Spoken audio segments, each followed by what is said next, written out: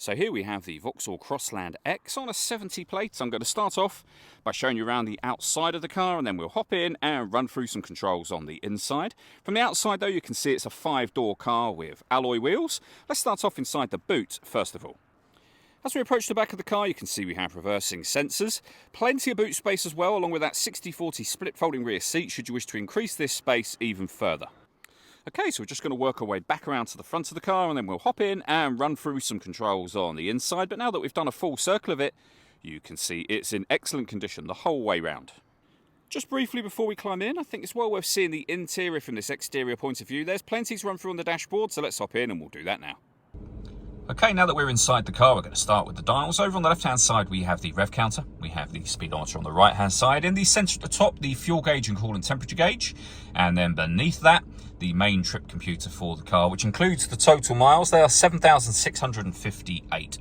We have a digital readout for the speedometer displayed in that section currently. You can change that information using controls on the indicator stalk for various bits of trip computer and fuel economy information.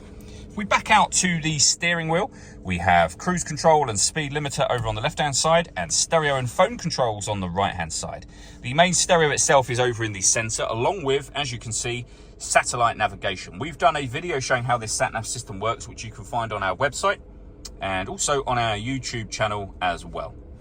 Down the bottom here, we have various physical buttons giving you options such as satellite navigation, audio, for example.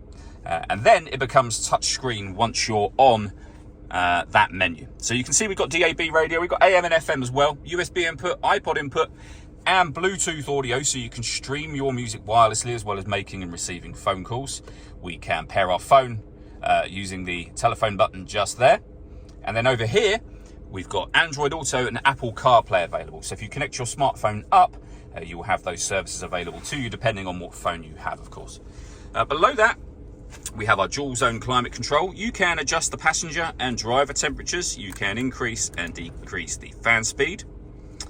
When you're happy with those settings, the air conditioning is on at the moment, so that's off, back on, or hit auto. The car will now take control of the fan speed, as you can see, to maintain the temperatures you've asked for. Any manual adjustment will override that straight away again. We've got a heated driver's seat with 3 different heat settings, and the same over here for the passenger side as well. 12-volt charging socket, USB input, times 2.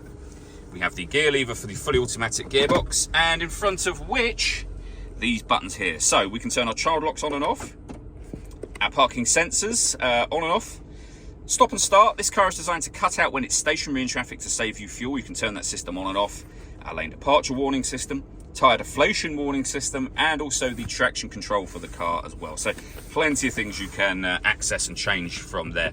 And then we have the gear lever for the fully automatic gearbox as well.